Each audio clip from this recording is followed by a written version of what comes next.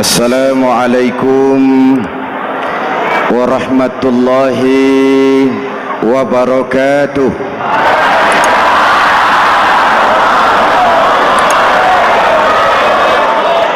Alhamdulillahi rabbil alamin, wassalatu wassalamu ala asyrafil mursalin, sayyidina wa maulana Muhammadin wa ala alihi wa sahbihi ajmain, amma ba'du. Para ulama yang saya muliakan, hadirin hadirat ma'asyiral muslimin yang saya cintai, banyak kita alami perubahan-perubahan yang terjadi, baik perubahan yang menyangkut sosial budaya, lebih-lebih yang menyangkut sosial politik. Yang tidak banyak mengalami perubahan adalah sosial ekonomi. Bahkan angka kemiskinan kita naik menjadi 3/5 dari total penduduk kita hidup di bawah garis kemiskinan, dan 20% diantaranya miskin mutlak. Perubahan-perubahan yang terjadi menyadarkan kita kepada kebenaran Al-Quran ketika Allah menyatakan wa tilkal ayyamu nudawiluha bainan nas. Hari itu kami putar di antara manusia. Ada saat datang, ada waktu pergi. Ada hari lahir, ada saat kembali, ada waktu dilantik, ada saat menyerahkan jabatan.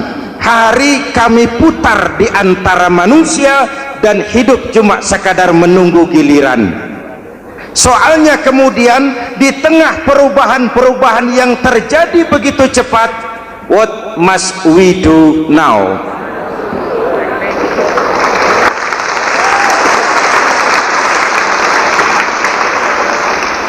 Saya juga nggak ngerti itu. Yang penting kan penampilan. Saudara-saudara kaum muslimin di seluruh tanah air, jadi pemimpin adalah pelayan bagi orang yang dipimpinnya. Oke lah, perbaikan ekonomi, pembukaan lapangan kerja baru kita serahkan kepada pemerintah, karena kita percaya mereka orang-orang terpilih belaka yang dipilih dengan kepercayaan akan mampu membawa rakyat keluar dari kesulitan. Amin. Tugas kita sekarang di zaman susah meluruskan akidah. Jangan sampai mbah dukun yang naik ke permukaan. Betul? Islam misinya yang pertama membebaskan manusia dari kemusyrikan. 13 tahun Rasul berjuang di Mekah, menanamkan akidah, meluruskan keyakinan, membentuk iman. 13 tahun membebaskan manusia dari belenggu kemusyrikan. 13 tahun menanamkan la ilaha illallah Muhammadur Rasul dengan seluruh konsekuensinya. Kalau saya yakin tidak ada Tuhan selain Allah, saya tidak akan minta tolong kecuali hanya kepada Allah. Saya tidak akan pernah takut kecuali hanya kepada Allah. Saya tidak akan menggantungkan hidup kecuali hanya kepada Allah. Saya tidak akan minta rizki kecuali hanya kepada Allah. Saya tidak akan melarikan persoalan kecuali hanya kepada Allah. Kalau konsekuen dengan keyakinan ini, mbah dukun nggak dapat tempat.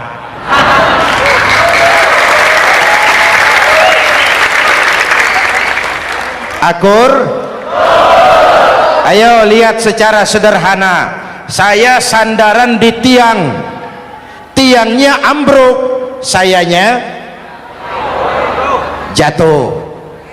Saya sandaran di tembok, temboknya runtuh, saya juga runtuh. Saya sandaran kepada orang kaya, dia jatuh miskin, saya bangkrut. Saya sandaran kepada jenderal, dia pensiun, saya selesai. Tapi kalau saya sandaran hanya kepada Allah, Allah tidak akan pernah miskin, Allah tidak akan pernah lumpuh, Allah tidak akan pernah terpuruk, dan Allah tidak akan pernah berkurang kekuasaannya.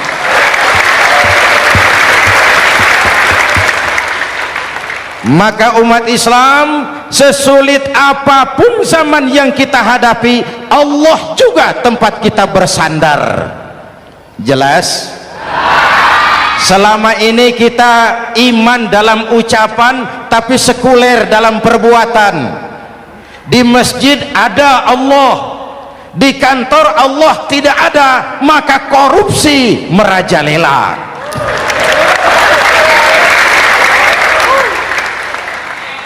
Di masjid ada Allah, di pasar Allah tidak ada, maka timbangan tetap curang.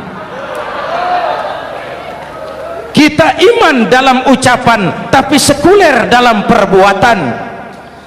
Oleh karena itu, sesulit apapun zaman yang kita hadapi, iman jugalah pegangan kita, Allah juga tempat kita bersandar. Boleh zaman berubah, akidah jangan sampai goyah. Karena iman kita hidup, untuk iman kita berjuang, dan dalam iman kita ingin kembali menghadap Allah Subhanahu. Selama ini manusia Indonesia kita lebih banyak diisi otaknya, hati sering kosong, agama dangkal, akidah rapuh, moral rendah. Memang kemudian muncul banyak orang-orang pintar, cuma sayang tidak benar.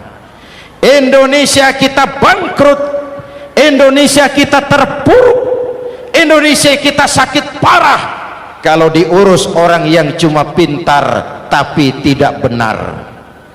Kita perlu orang-orang pintar, tapi kita lebih perlu orang benar. Jelas? Kalau cuma pintar tapi tidak benar, itu yang sering saya sampaikan, nanti disuruh ngurus beras malah nimbun beras.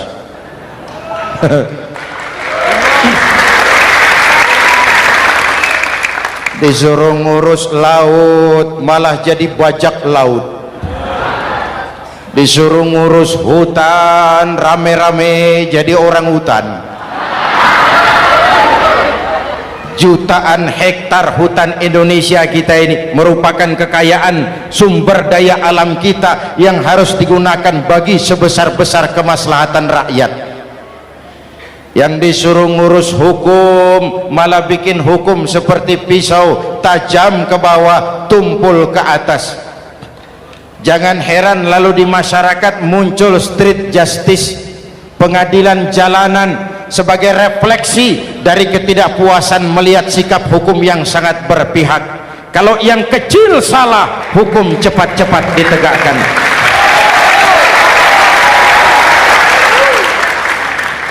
Lihat saja sekarang ini, kalau orang terkenal banyak uang punya masalah, antri yang bela. Betul?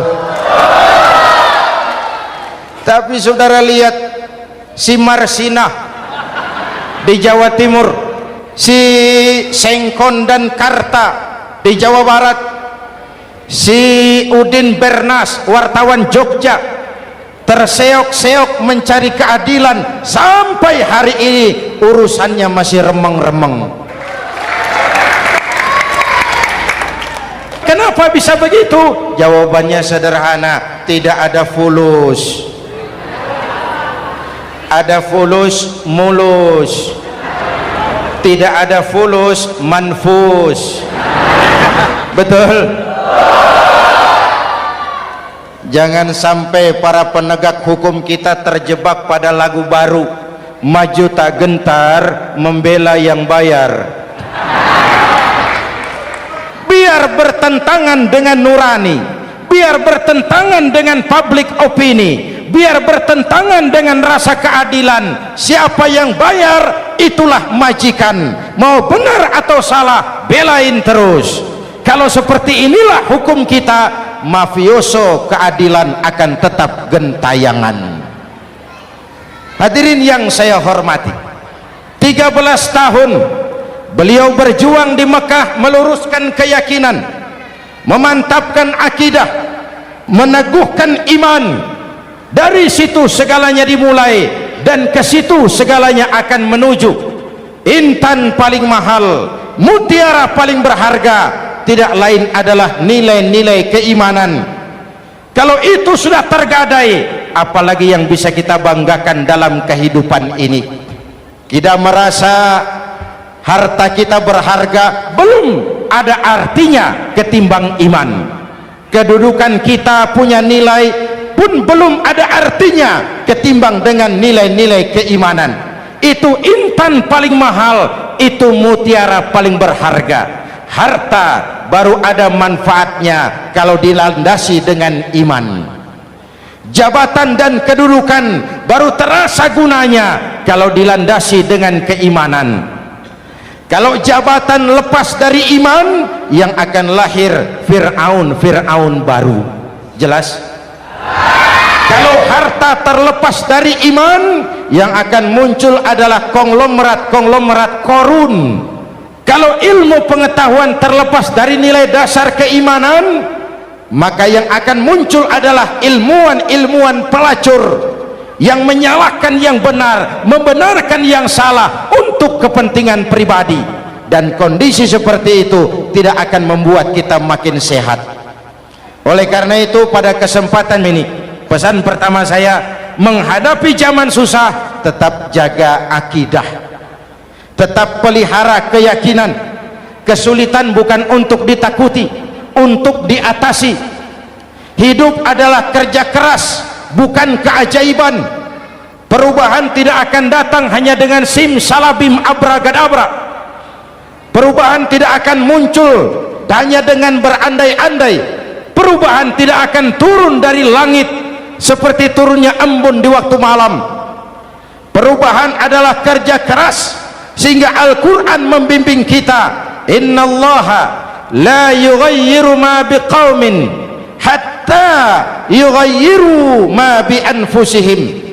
Allah tidak akan mengubah keadaan suatu bangsa kalau mereka tidak mau mengubah apa yang ada di dalam diri mereka. Yang ada di dalam diri itu rule of thinking, state of mind, cara kita berpikir, cara kita memandang kehidupan, cara kita mengatasi persoalan.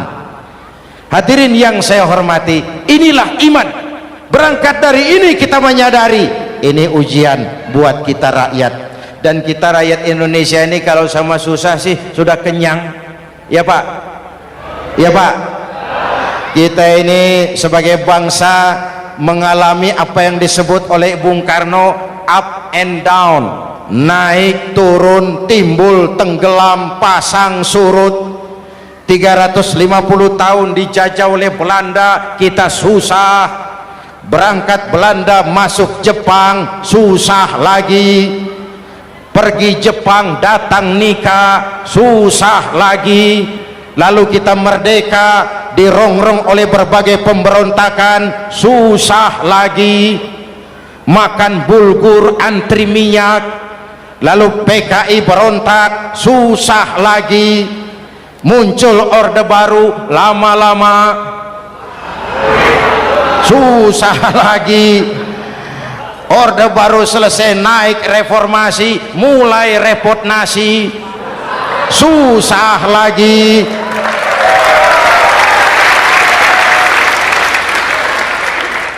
Kalau susah kita ini sudah akrab, sudah intim.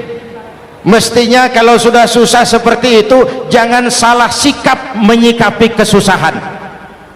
Jangan sampai kita potong kompas, ambil jalan pintas, terjebak menghalalkan segala cara. Itu tidak akan menguntungkan, itu tidak akan menyelesaikan. Kalaupun selesai, nampaknya penyelesaian sesaat, dan penyelesaian sesaat bukan penyelesaian yang sebenarnya.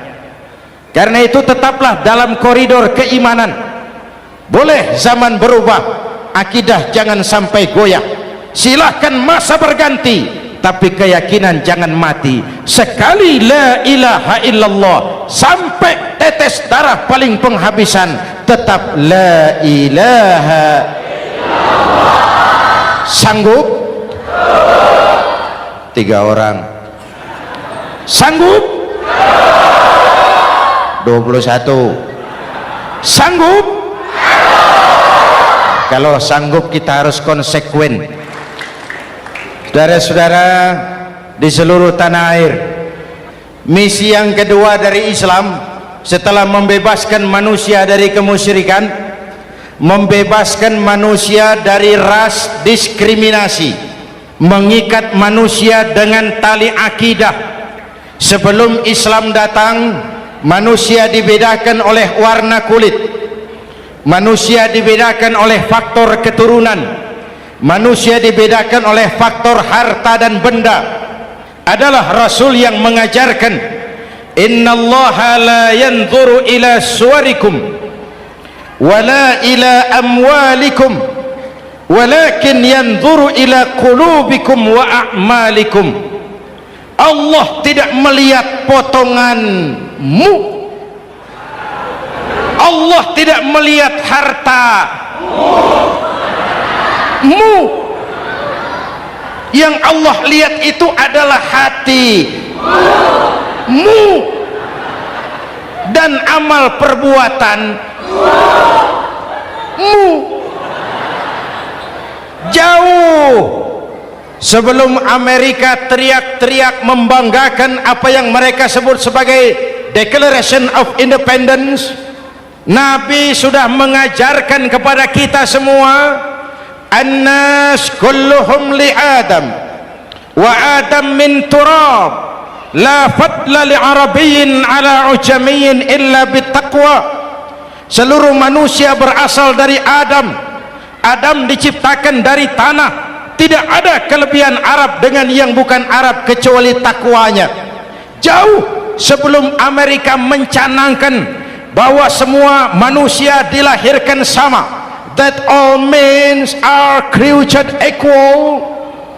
Jauh sebelum itu Islam sudah membebaskan manusia dari ras diskriminasi. Apa dalam konteks kekinian menghadapi zaman susah tetap jaga kerukunan? Ya Pak, ya Bu, oi Bu, menghadapi zaman susah tetap jaga kerukunan, baik antar umat seagama, antar umat beragama, maupun antar umat beragama dengan pemerintah. Menjaga kerukunan, jangan saling sikat sikut di antara kita. Sebab kalau sudah rukun, saya ajak berhitung, 1 ditambah 1 sama dengan, itu matematika namanya, hasilnya pasti. Tapi angka sosial hasilnya aneh. Saya ubah jadi angka sosial. Ayo kita berhitung lagi. 1 orang takut ditambah 1 orang takut sama dengan 2 orang setengah berani. Kenapa setengah berani? Karena sudah berdua. Tadi kan takut sendiri. Kalau sama-sama takut berkumpul jadi setengah berani. Kalau ditambah 1 orang takut lagi, 1 orang takut ditambah 1 orang takut ditambah 1 orang takut sama dengan 3 orang berani. Kenapa jadi berani? Karena sudah bertiga. Kita yang lemah, kita yang marginal, kita yang dikucilkan, bahkan kita yang dilecehkan, kalau mau rukun kita akan kuat dan tidak bakal dipermainkan orang.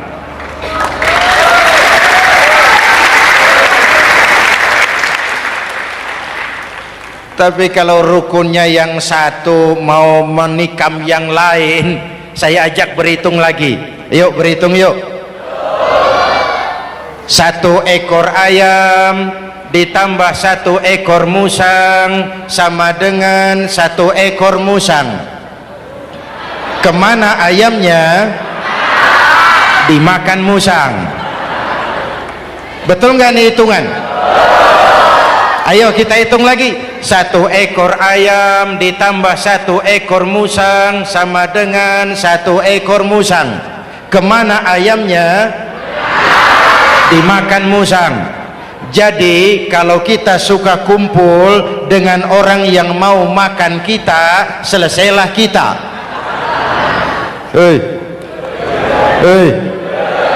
Maka kalau merasa kita ini ayam, yuk kumpul sama-sama ayam, pulang ke kandang ayam. Kalau ada ayam kumpul ke kandang musang, itu namanya ayam minum begon. Jelas? Menjaga kerukunan. Pertama, antar umat seagama, sesama muslim harus saling menjaga, harus saling memelihara. Baik dia muslim yang jadi kapolri, baik dia muslim yang jadi kasat, baik dia muslim yang jadi pengusaha, baik dia muslim yang jadi petani, nelayan, guru, semua komit menjaga semangat kebersamaan, rukun antar umat seagama. Jelas? Jelas? Hadirin yang saya hormati, atas dasar itu saya ingatkan kembali, kita semua ingin persoalan terorisme dilepaskan kaitannya dari agama manapun. Tidak ada kaitannya terorisme dengan Islam, dengan Kristen, dengan Hindu, dengan Buddha. Tidak ada kaitannya terorisme dengan pondok pesantren. Voice of Kia, suara kata meniti jalan ilahi. Jangan sampai pesantren jadi kambing hitam, karena sejak zaman penjajahan pesantren sudah terbukti memberikan kontribusi bagi perjuangan memerdekakan rakyat Indonesia. Rukun antar umat seagama. Yang kedua, rukun antar umat beragama. Islam ini rahmatan lil, jangankan manusia walaupun berbeda agama, binatang saja dihormati. Ada hadis, fa iza zabahtum fa ahsinuz zibhata. Kalau kamu menyembelih hewan, sembelihlah dengan cara yang terbaik. Jangan menyembelih ayam dengan pisau tumpul. Itu namanya tidak berperi kebinatangan. Yang kecil lagi, saudara buka babul istinja, makruh buang air kecil di tanah yang berlubang. Sebab apa? Pertama, menjaga kesehatan. Siapa tahu di lubang yang saudara buang air kecil itu ada gas beracun. Kalau tidak, melindungi binatang yang ada di dalam lubang. Siapa tahu di lubang yang saudara buang air kecil itu ada semut sedang rapat membahas terorisme. Apa dosanya lalu mati dikencingi? Ini namanya rahmatan lis semut. Binatang saja dilindungi. Maka perbedaan agama tidak harus menyebabkan kita bertolak belakang. Perbedaan agama bukan alasan untuk saling bermusuhan. Apalagi kita sudah menyadari tentang kemajemukan kita, tentang kebinekaan kita, tentang keragaman kita. Rukun antar umat beragama, saling menghormati, saling menghargai, tapi tetap dalam batas lakum dinukum. Lalu rukun antar umat beragama dengan pemerintah. Hadirin yang saya hormati, yang benar kita dukung, yang salah kita perbaiki dan kita tegur menurut cara-cara yang diajarkan oleh agama kita. Dan sholat berjamaah, pendidikan bernegara yang paling bagus. Tadi kita sholat ada imam, ada makmum, betul? Makmum wajib ikut imam kalau imam benar sholatnya. Rakyat wajib ikut pemimpin kalau pemimpin benar mimpinnya. Masyarakat Islam ini loyal, masyarakat Islam ini bukan pemberontak, masyarakat Islam ini taat dan setia. Kapan? Kalau imamnya benar. Imam takbir, makmum, imam ruku, makmum, imam i'tidal, makmum i'tidal, imam sujud, makmum. Tapi kalau imam keliru, mestinya imam ruku malah sujud, salah imam ini. Tegur. Siapa yang wajib negur? Makmum yang saf terdepan. Anggota DPR.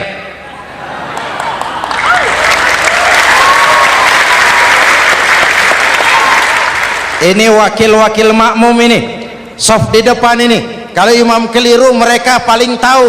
Ngomong, tegur. Bagaimana negurnya? Ada aturan main.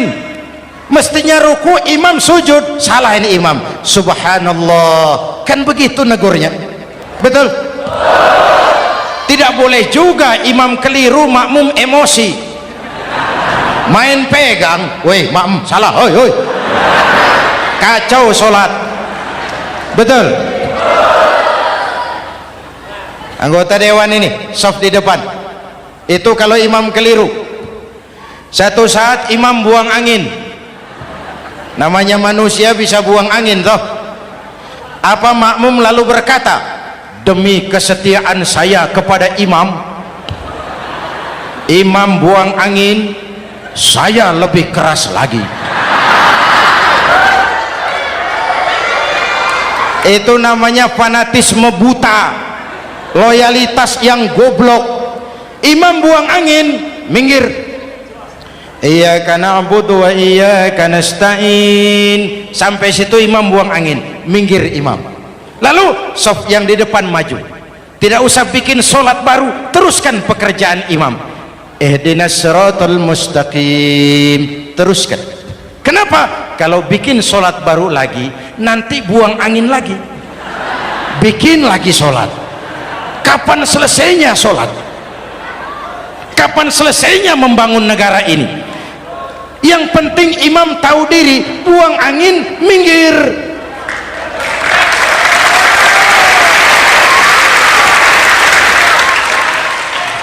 Ini kacaunya sholat berjamaah kita sekarang, kacaunya negeri kita sekarang. Banyak imam sudah buang angin, gengsi, diam aja merasa nggak punya salah. Dikasih tahu sama makmum, imam tadi buang angin ya, malah jawab sedikit. Apa kalau sedikit lalu tidak batal sholat itu? Mekanisme kehidupan sosial yang diatur lewat tuntunan sholat berjamaah, sehingga Nabi berpesan, kun imaman muta'an au ma'muman muti'an fala takun thalisan jazu'a. Kalau jadi pemimpin, jadilah pemimpin yang ditaati.